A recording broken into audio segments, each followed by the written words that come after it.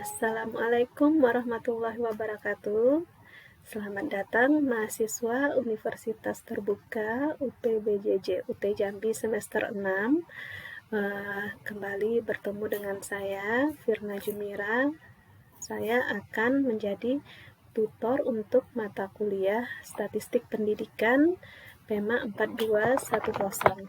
Nah, pada sesi sapaan sesi 1 ini, saya akan menjelaskan sedikit tentang sistem perkuliahan kita di UT ini, yaitu sekarang kita sistem perkuliahan kita secara TTM ya, tatap muka.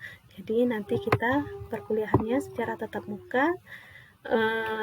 Di sini saya akan memberikan materi, diskusi, sapaan, dan tujuan pembelajaran dan tanya jawab.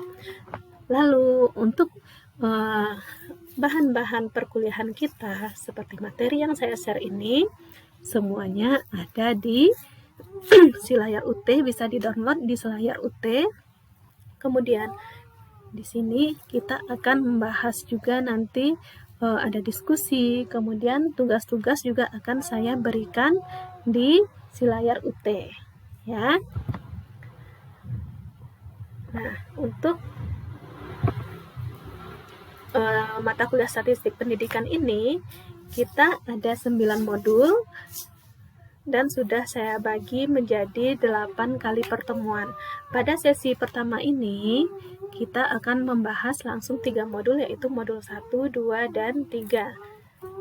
Nanti setelah sesi 7, insya Allah kita usahakan materinya selesai. Jadi di sesi 8 kita hanya membahas soal-soal.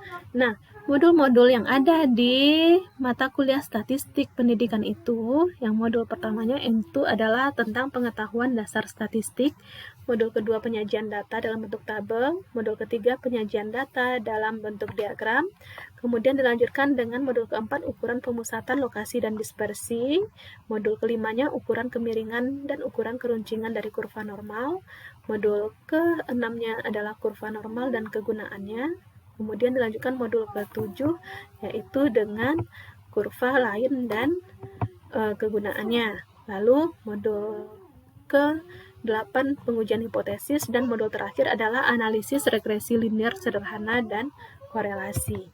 Nah, pada sesi 1 ini saya akan memberikan langsung 3 modul, yaitu yang pertama, modul pengetahuan dasar statistik terdiri dari 2 kegiatan pembelajaran, yaitu yang pertama kegiatan belajar 1 tentang data statistik, kegiatan belajar 2 dasar-dasar analisis. Lalu modul keduanya tentang penyajian data dalam bentuk tabel. Kegiatan belajar satunya macam-macam penyajian data dalam bentuk tabel. Kemudian kegiatan belajar 2-nya macam-macam tabel distribusi frekuensi. Lalu modul 3 penyajian data dalam bentuk diagram.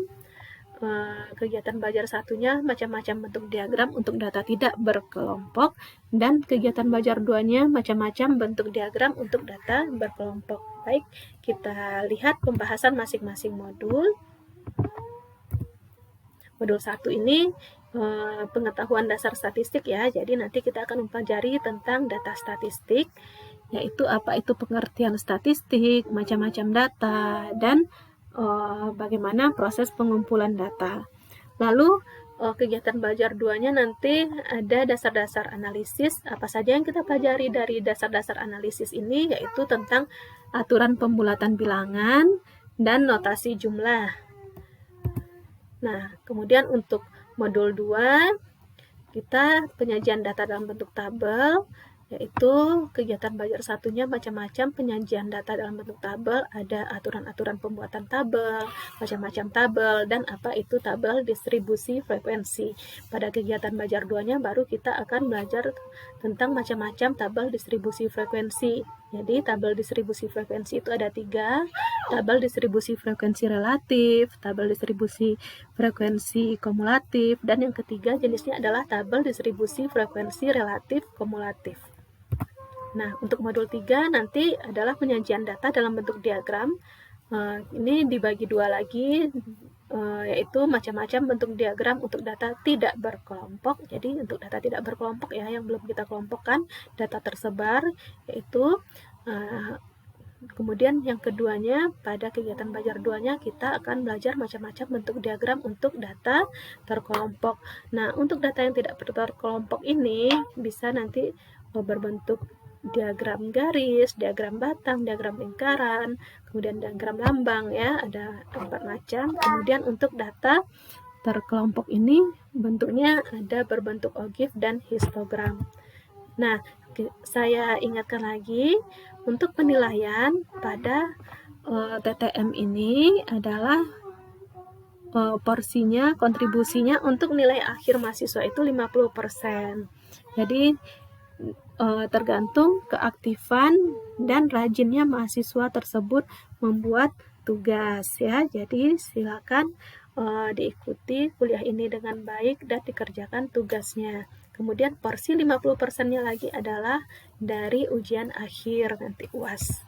Nah, sekian penjelasan saya untuk sesi 1. Terima kasih atas perhatiannya. Kita kembali ke TTM sesi 1 pada pertemuan hari Minggu 16 April 2022. Assalamualaikum warahmatullahi wabarakatuh.